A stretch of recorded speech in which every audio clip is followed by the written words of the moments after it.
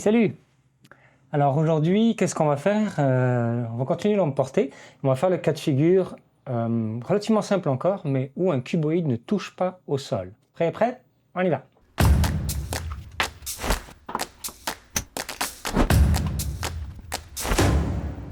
On va se mettre une belle ligne d'horizon et on va utiliser le cas qu'on connaît où le cas où la lumière est à l'intérieur de la scène. Okay? Parce que c'est un cas un peu plus compliqué que quand c'est le soleil. Parce que le soleil, on va descendre une verticale au sol qui est l'infini. D'accord? Alors ça, c'est le point de fuite de droite. Ici, nous avons le point de fuite de gauche. Alors on va dessiner notre cuboïde, mais on va décider que notre cuboïde, il est au-dessus de la ligne d'horizon. Je vais dessiner mon cuboïde. Je vais le dessiner en droit. Et ça comme ça. Et ici, j'aurai besoin d'une règle un peu plus longue.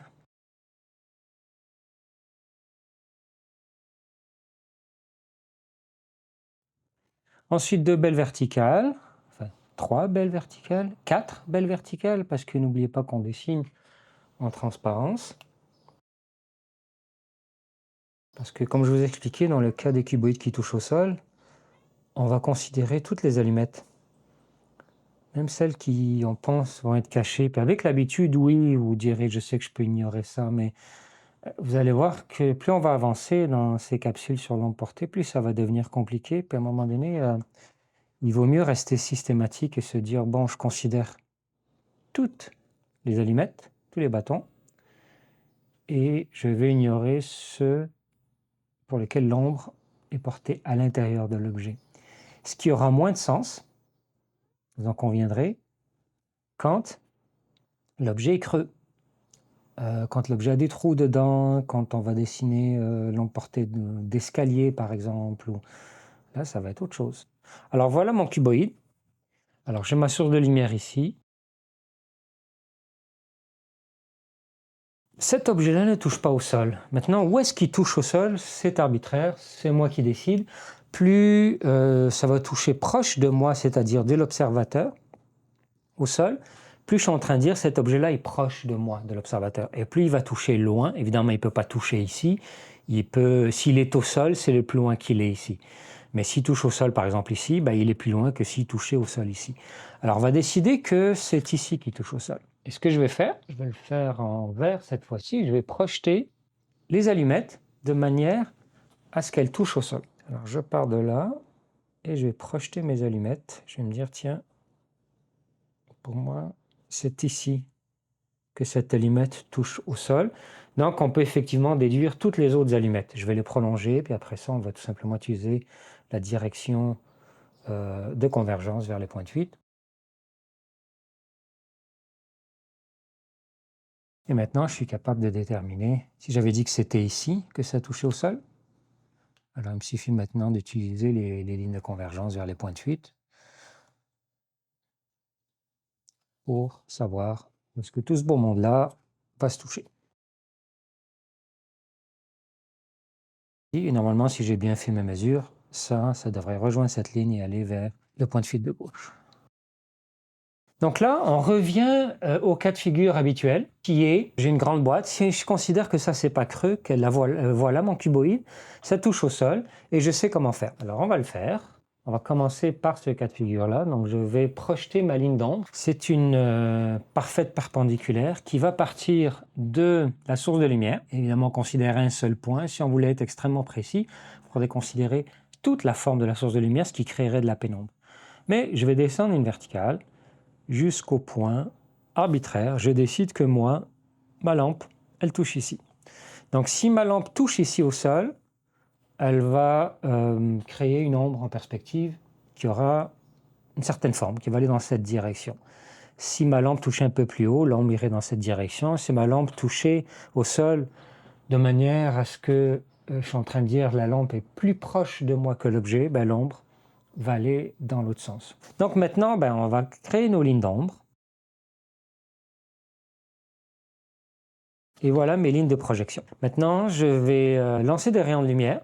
Donc je vais lancer le dernier rayon qui passe à travers l'objet, qui passe au-dessus de l'objet et qui touche au sol. Tous les autres rayons plus bas vont être obstrués par l'objet. Donc ils passent par le sommet de l'allumette et ils vont intersecter la ligne d'ombre. Donc cette allumette-là, sa ligne d'ombre, c'est laquelle? C'est celle-ci. Ouais, parce que c'est là que je l'ai fait toucher au sol. Donc ma ligne d'ombre, elle fait ça. Maintenant, vous savez qu'on n'est pas obligé de partir de la lumière. Je vais partir directement de l'arête. Et voilà, là où se termine l'ombre, telle que projetée par cette allumette. Et si cette allumette allait jusqu'au sol, voici toute son ombre. Mais on se souvient, elle ne va pas jusqu'au sol. Donc je fais la même chose avec l'autre allumette. Et je tiens compte de sa ligne d'ombre. Donc cette allumette-là, si je la projette au sol, sa ligne d'ombre, c'est celle-ci. Donc mon point de projection est là. Et quand vous aurez l'habitude, pas besoin de dessiner cette ligne-là non plus, il y a juste à trouver le point ici. Et bon, pour les besoins d'illustration, c'est quand même plus pratique de tracer la ligne, mais pas nécessairement tout au complet. Faites attention, soyez économe sur vos lignes, parce qu'en perspective, vous le savez maintenant, si vous avez suivi mes capsules ou mes cours de perspective, ça en fait des lignes de construction, puis à un moment donné, on se perd. Donc là, cette allumette, elle touche au sol ici, donc sa ligne d'ombre, c'est celle-là. Et là, je ne peux pas dire qu'elle se trouve à l'intérieur de l'objet. Elle se trouverait à l'intérieur de l'objet si mon objet était complet jusqu'au sol, mais ça, c'est creux. Ça, ici, la lumière, il y a de la lumière qui passe par là. Donc, je vais devoir tenir compte de ça et je vous le montre. Et la dernière allumette, elle est ici. Donc, son sommet, ça passe par là, ça traverse ici et ça va vers sa ligne d'ombre qui est ici. Voilà. Donc, on a vu ce cas-là dans la capsule précédente. Si mon cuboïde était tout ça et que ça touchait au sol, ben mon ombre, elle ferait ça, tac, tac, tac. Okay. Évidemment, ça, ce sera à l'intérieur de l'objet. Ça, ce n'est pas à l'intérieur de l'objet, mais c'est caché par l'objet, c'est derrière. Or, notre objet, c'est ça ici. Ça, c'est creux. Donc, ce qui me reste à faire maintenant, c'est de calculer la partie où la lumière peut recommencer à passer, parce qu'elle n'est plus obstruée par l'objet. Ah! Donc, c'est ça qu'on va faire. Je vais la faire en violet. Oh, vous voyez, j'ai tracé cette ligne-là, mais je n'ai pas tracé les autres ici. C'est pas trop grave. Donc maintenant, ce que je dois faire, c'est en fait, ce rayon-là est obstrué, c'est le dernier en fait. Après ça, tous les rayons à l'intérieur ici sont obstrués par l'allumette.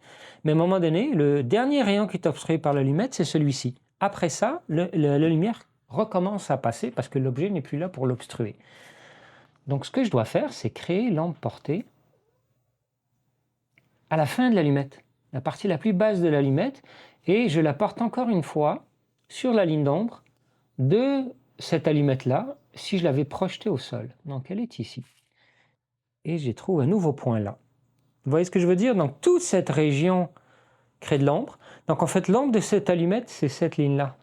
S'il y avait juste une allumette qui n'était pas au sol. Ici, la lumière passe, ici, la lumière passe, ici, la lumière est obstruée par cette allumette. Donc tout ce qu'on calcule, c'est en fait la région où la lumière ne traverse pas, tout simplement. Donc c'est relativement simple conceptuellement.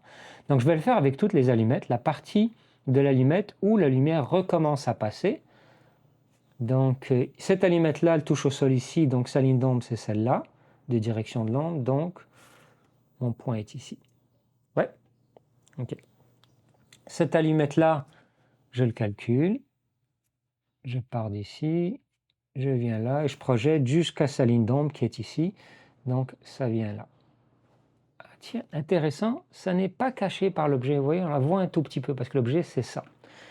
Et puis il me reste cette allumette-ci que je dois projeter sur sa ligne d'ombre qui est celle-ci. Et voilà. Tac. On va commencer par l'arrière.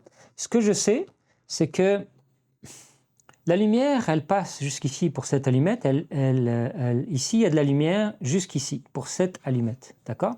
Ça veut dire que les infinités d'allumettes ici que je pourrais faire, leur projection du premier rayon qui peut passer se trouverait le long d'une ligne ici qui converge vers ce point de fuite puisque cette arête-là, de laquelle je calcule l'obstruction, converge aussi vers ce point de fuite.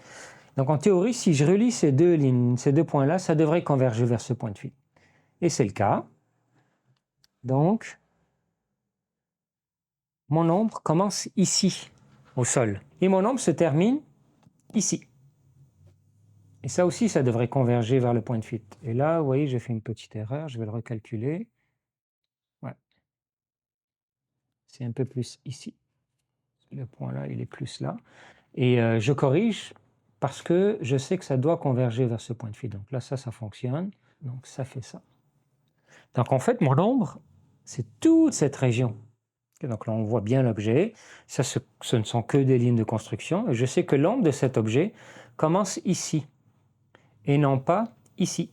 Parce que l'objet étant élevé par rapport au sol, son ombre se déplace sur ce sol-là. Yeah? Yeah. Si cette arête-là touchait au sol, l'ombre partirait d'ici jusque-là. Ouais? Mais l'arête ne touche pas au sol. L'arête touche ici. Donc l'ombre vient d'ici jusque-là si je n'avais que cette arête.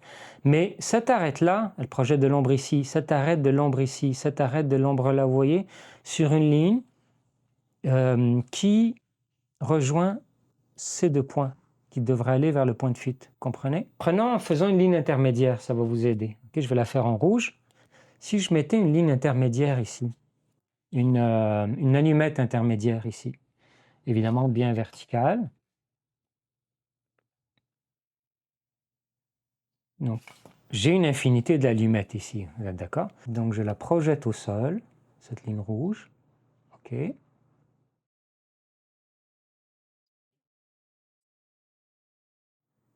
Où est-ce qu'elle va toucher au sol? Ben, elle va toucher au sol ici, sur cette ligne verte ici, qui est la projection de toute l'arête. Donc, je la projette jusqu'au sol, jusqu'à la ligne verte. Et maintenant, je dois me faire une ligne d'ombre qui part de ce point-là. Donc, la ligne de direction de l'ombre qui part de ce point-là. Je vais la faire en pointillé pour pas qu'on confonde. Et là, je peux calculer, pour cette allumette-là, où se trouve l'ombre qu'elle porte. Alors, si je pars de l'arête du haut, ça va être ici. Ouais. Et si je pars de l'arête du bas, l'ombre commence ici. Vous êtes d'accord? Donc, l'ombre part de là jusqu'ici. Ça, c'est l'ombre portée de cette allumette. Évidemment, si l'allumette touchait au sol, tout ça, ce serait l'ombre portée, jusqu'ici. Ouais. Mais parce qu'il y a un décalage, elle est décalée vers le haut, l'ombre se décale vers la droite. Donc, qu'est-ce que je fais avec tout ça? C'est que, en fait, toutes ces allumettes-là vont créer de l'ombre, toutes ces allumettes ici, qui partent de là, qui est la dernière allumette, et qui vont jusqu'à la première. Et ça se déplace un peu vers la gauche, c'est-à-dire que la ligne limite de l'ombre doit converger vers ce point de fuite de gauche, puisque c'est l'ombre portée de cette arête-là que je suis en train de calculer. Et donc, je peux conclure que ma ligne, elle part du début de l'ombre portée de cette allumette-là qui est ici, jusqu'à la fin de l'ombre portée, qui est la dernière allumette, qui est ici. Ce n'est pas la même ligne de direction de l'ombre. Et donc, mon ombre portée au sol, elle a forcément cette forme et elle doit converger vers le point de fuite de gauche. Pourquoi? Parce qu'elle correspond à la projection de cette ligne-là, qui est une infinité d'allumettes. Ouais. Donc, ça va de là jusqu'ici et de là, allô Zaza, de là jusque là. Allô ma belle, t'es trop belle Zaza. Par contre, tu as besoin d'attention, moi je ne peux plus dessiner. Ça, normalement, c'est pas normal, ça. Normalement, c'est pas normal. Donc, ça ici, qui est le début de l'ombre de cette arête, ben, j'en tiens pas compte. Comprenez? Parce que derrière elle, il y a de l'ombre ici. Et derrière cette allumette, si je mets une autre allumette, il y a de l'ombre, il y a de l'ombre. Donc, l'ombre commence pas ici, l'ombre commence là. Ouais. Et elle se termine ici, comme on l'avait dit tout à l'heure. Elle se termine là. Je vais redessiner par plus de clarté la projection du premier rayon de lumière qui réussit à passer au travers. Donc celui-là, on l'ignore. Là, je l'ai juste mal calculé. C'est pas trop grave. Hein. Okay. Donc j'ai le début de mon ombre, j'ai la fin de mon ombre. Je sais que ça va faire ce chemin-là ici, qui est la projection de cette arête ici. Cette arête-là,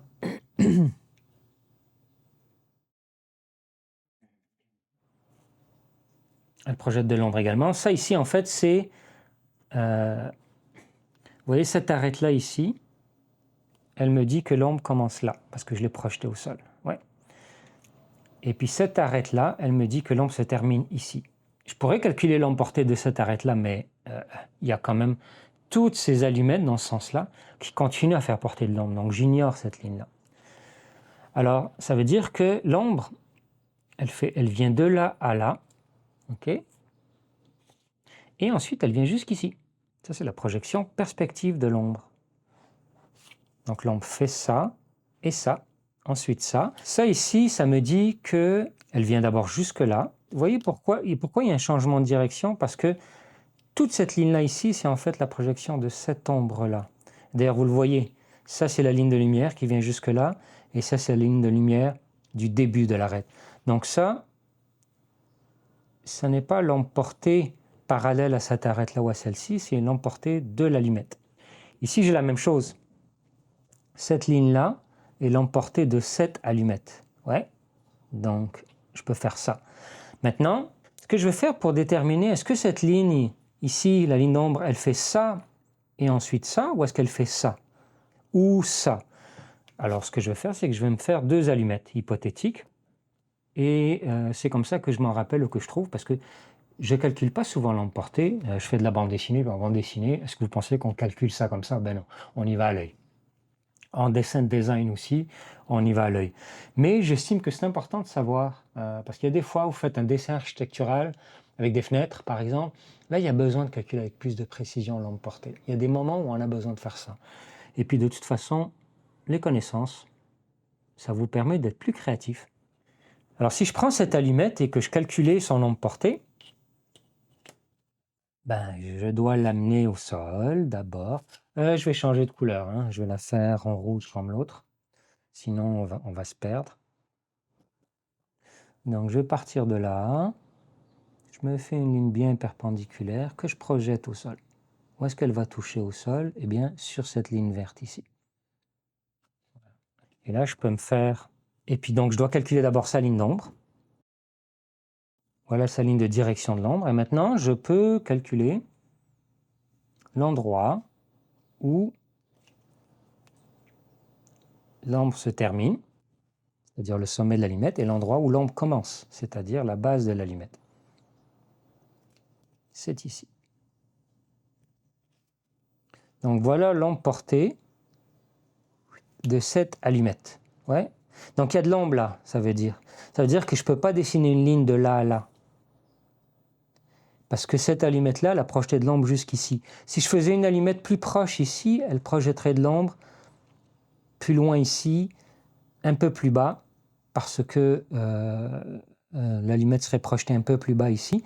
Donc je peux conclure qu'en fait, mon ombre portée de cette ligne-là ici, cette ligne-là, c'est que, comment dirais-je, ça ici, ça fait cette ombre. Ouais. Mais ça fait une ombre plus haut. Vous voyez? Donc il y a de l'ombre de là à là, il y a de l'ombre.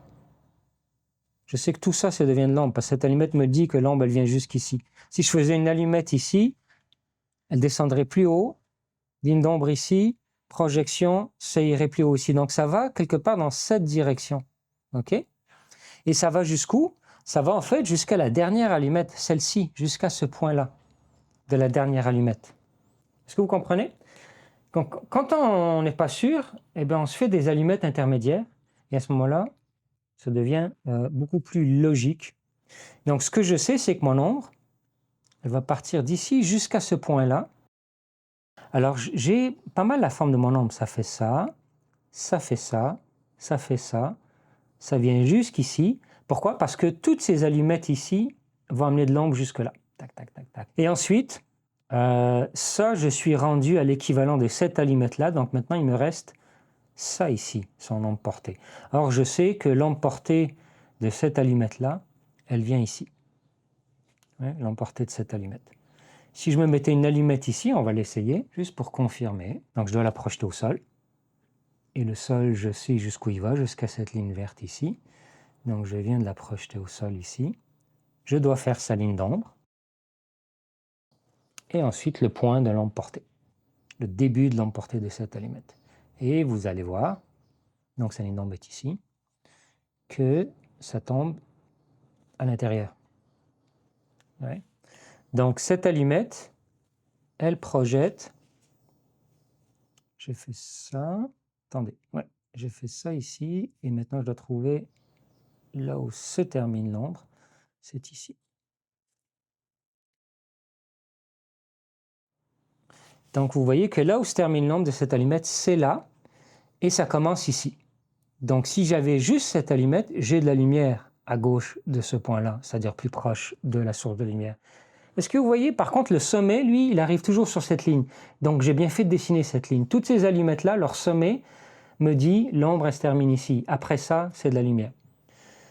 Et ici, il y aurait de la lumière là. Par contre, j'ai cette arête-là qui me dit que non, il n'y a pas de la lumière ici parce que c'est ici que ça commence.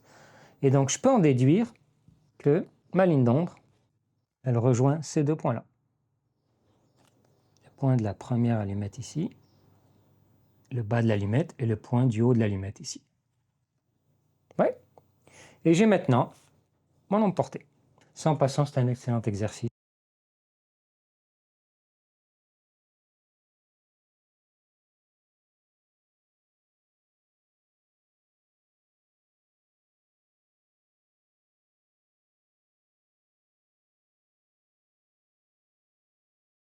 Si je voulais des lignes beaucoup plus précises, là, j'irais doucement comme ça. Vous voyez, sans essayer de frotter, j'y vais doucement comme ça.